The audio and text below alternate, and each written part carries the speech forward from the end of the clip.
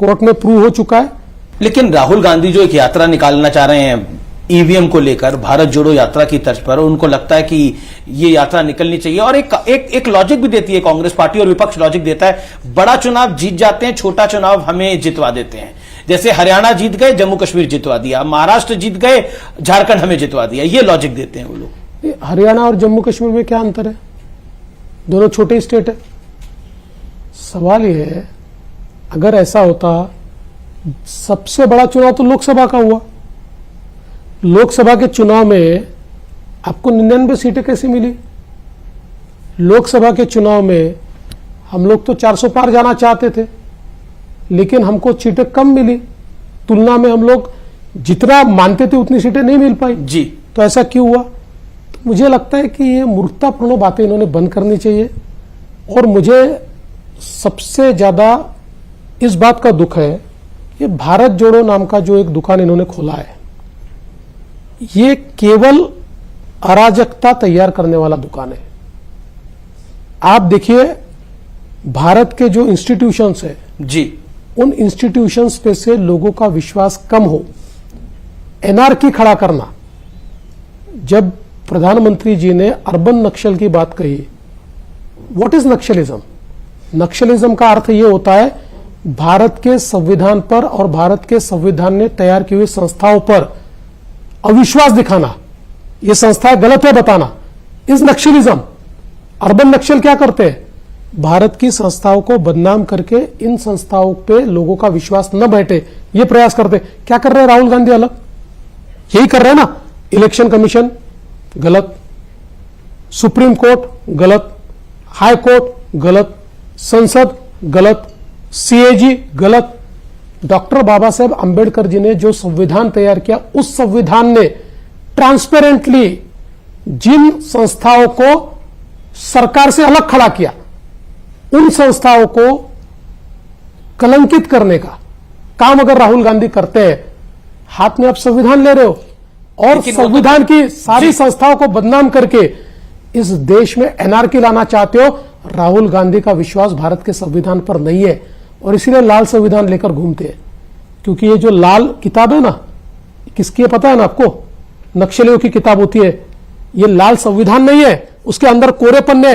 अगर उनके संविधान में सही पन्ने होते तो राहुल गांधी कभी भी इस देश की संस्थाओं को बदनाम नहीं करते। बांग्लादेश में हिंदुओं को बहुत बुरी तरह से टारगेट किया जा रहा है। इस्कॉन के एक स्वामी को जेल के अंदर डाल दिया गया। जो वकील उनका केस लड़ने के लिए गया, वो भी, उसको भी जिसे कहते हैं बहुत ही बुरी स्थिति में है। वो इस समय जीवन और मरण की लड़ाई लड़ रहा है। बांग्लादेश की स्थिति पर आप फडणवीस जी क्या कहना चाहते हैं? केंद्र में आप लोगों की सरकार है। देखिए, इस मामले में भारत सरकार ने जहां आवाज उठानी चाहिए वहां आवाज उठाई है और जनता ने भी एक प्रकार से इसका इको तैयार किया है।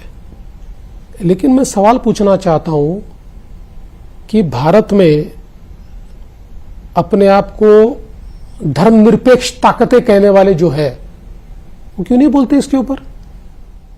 क्यों राहुल गांधी अमेरिका में जाकर भारत के खिलाफ बोलते? जाए अमेरिका और जाकर वहां कहे कि बांग्लादेश के ऊपर आप सैंक्शंस करो या बांग्लादेश को आप एक प्रकार से आग दिखाओ।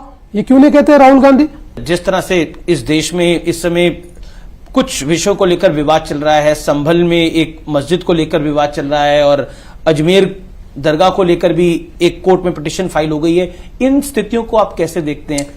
कि महत्व की बात यह है कि आप अगर दुनिया का इतिहास देखें, दुनिया का, तो दुनिया के इतिहास में जब जब वहां की मूल परंपरा पर आक्रांताओं ने आक्रमण करके वहां के जो मूल स्थल थे, जो आस्था के केंद्र थे, जो उनकी अस्मिता के केंद्र थे, इनको तोड़ा या उनका स्वरूप बदला, तो जब आक्रांता चले गए और वो स्वतंत्र हुए, तब तक उन्होंने अपने मूल स्वरूप को वहां पर प्राप्त किया है, उसको लोगों के लिए उन्होंने प्राप्त करके दिया है। तो भारत में भी चाहे वो राम जन्मभूमि का प्रश्न हो या अन्य प्रश्न हो, ये सारे प्रश्न इसी प्रकार के हैं कि जो हमारी मूल आस्था है उसको जानबूझकर ठेस पहुंचाने के लिए तोड़ा गया है। उसके ऊपर अलग अलग प्रकार के धार्मिक स्थल तैयार किए गए हैं मुझे ऐसा लगता है कि अगर लोगों के मन में है कि इसका मूल स्वरूप आना चाहिए तो ये गलत नहीं है, लेकिन मैं ये कहना चाहता हूं कि इसके लिए हमारे देश में कोर्ट है, कानून है, कानूनन लड़ाई लड़कर ये सारी चीजें होनी चाहिए। और मैं ऐसा मानता हूं कि हिंदुत्व में दूसरों की भावनाओं को ठेस पहुंचाकर हमने कभी भी अपना प्रचार और प्रसार नहीं किया है। आपने बोला कि एक है तो सेफ है नारा बहुत चला, योगी आदित्यनाथ ने भी एक नारा दिया था, बटोगे तो कटोगे, उसका भी कुछ इंपैक्ट रहा आपको लगता है? देखिए, दो नारे अलग नहीं है जी। आज ये मेरे सामने गिलास रखा हुआ है जी, मैं ये भी कह सकता हूं कि गिलास आधा भरा है, मैं ये भी कह सकता हूं कि गिलास आधा खाली है जी। तो बटोगे तो कटोगे कहना, इसका अर्थ है गिलास आधा खाली है, एक है तो सेफ है, इसका कहना गिलास आधा भरा है। देखिए, दोनों का अर्थ तो यही है कि united we stand and divided we fall. हम अंग्रेजी में कह दे तो बहुत अच्छा लगता है सबको, ये घोषवाक्य हो जाता है अंग्रेजी का, लेकिन अगर कोई हिंदी में कह दे तो ये बांटने वाली बात हो रही है। अरे भाई, समाज को एक करने का काम है। कोई अगर समाज को, देखिए मोदी जी ने बहुत अच्छे से कहा कि एक रहो तो सेफ रहोगे, योगी जी ने अपने स्टाइल में उसको कह दिया, कह रहे भैया साथ में नहीं रहोगे तो समाप्त हो जाओगे। चुनाव प्रचार के दौरान आपने गाना गाया था, गीत था वो जागो हिंदू जागो, अब वो काफी वायरल हो रहा है तो वो गाना आपने सुना कहां से और सीखा कहां से, या आप संग सही सुनते हुए आ रहे थे? देखिए, ये गाना कोई मैंने चुनाव प्रचार में गाया नहीं था। मूल रूप से ये जो गाना है, जब राम जन्मभूमि का आंदोलन शुरू हुआ तो कार सेवक के रूप में जब हम लोग अयोध्या गए थे, उस समय का ये गाना था, तब हम ये गाते थे। तो जब राम मंदिर का शिलान्यास हुआ उस समय भी मैंने वो गाना गाया था, याद करके।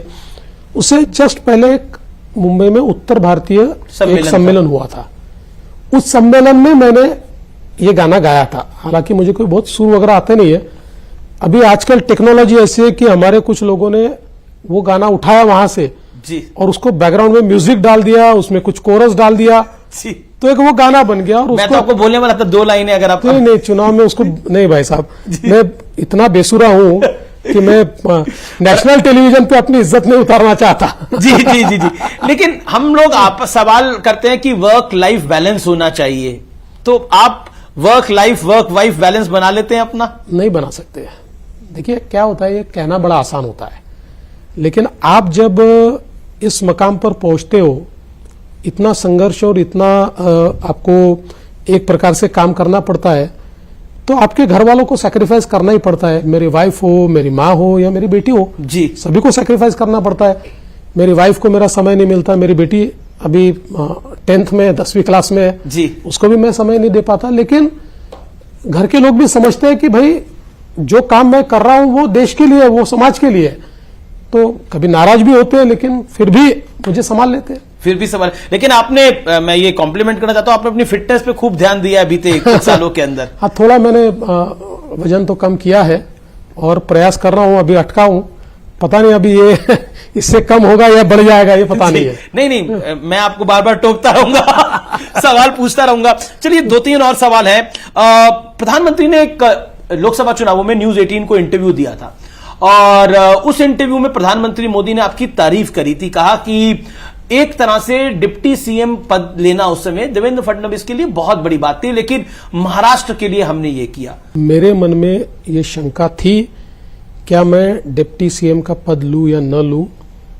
मोदी जी से मेरी बात हुई, उन्होंने जो बात मुझे कही उसके बाद मेरे मन में रत्ती भर, क्या कहा था? जो भी उन्होंने कहा था वो तो हमारा आपस का संवाद है जी, पर रत्ती भर भी मेरे मन में शंका नहीं रही। और उसके 1 महीने बाद ही मैंने ये रियलाइज किया कि मोदी जी कहते थे वो सही था, ये पद लेना बिल्कुल जरूरी था, पार्टी के लिए आवश्यक था। और जिस प्रकार का ट्वीट, आप उस समय का मोदी जी का ट्वीट देखिए, बिल्कुल देखा मैंने। एक छोटे से कार्यकर्ताओं को किस कद पर मोदी जी ले जाते हैं, ये उस ट्वीट के माध्यम से हमने देखा। तो मैं 3 फोटो लेकर आया हूं आपको दिखाने के लिए। पहली फोटो जो है वो है ये। क्या कहना चाहते हैं आप इस फोटो को देखकर? देखिए, यही विनम्रता है मोदी जी की जो लोगों का दिल जीतती है। अभी वो इतने बड़े नेता है, ये तो कार्यक्रम उनका नहीं था, हमारी शपथ का कार्यक्रम था, लेकिन उन्होंने जिस प्रकार से विनम्रता के साथ एक प्रकार से लोगों का आभार माना कि आपने हमको वोट दिया, जी, ये लोगों का दिल जीतती है। दूसरी फोटो आपकी, हाँ, ये तो माता जी का आशीर्वाद है। मैं तो ऐसा मानता हूं कि जैसे ईश्वर का आशीर्वाद महत्व का होता है, माता जी का भी आशीर्वाद महत्व का होता है। तीसरी फोटो आपको खास पसंद आए ना आए मुझे पता नहीं है।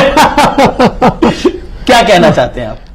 मुझे ऐसा लगता है कि ये आज भी समझ जाए और इनकी सलाह पर चलना छोड़ दे तो बहुत आगे जाएंगे। जी, लेकिन एक इनके लिए भी मीम चल रहा था, मैं बता देता हूं कि इन्होंने पूरी शिवसेना को सड़क पे ला दिया, बिल्कुल उस बात का बिल्कुल भी घमंड नहीं है। चलिए, आपको बहुत बहुत शुभकामनाएं आपके नए कार्यकाल के लिए। बहुत बहुत शुक्रिया फडणवीस जी, आपने